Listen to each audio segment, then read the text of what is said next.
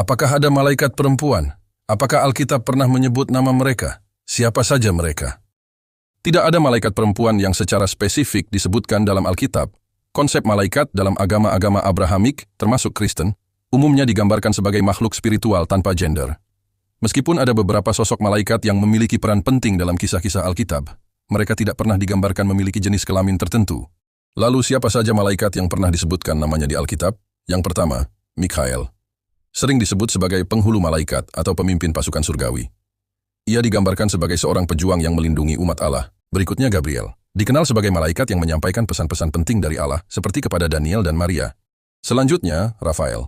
Disebut dalam kitab Tobit, ia membantu Tobit dan keluarganya.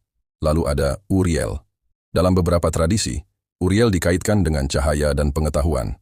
Berikutnya Lucifer. Sebelum jatuh ke dalam kegelapan, ia adalah malaikat yang sangat tinggi kedudukannya.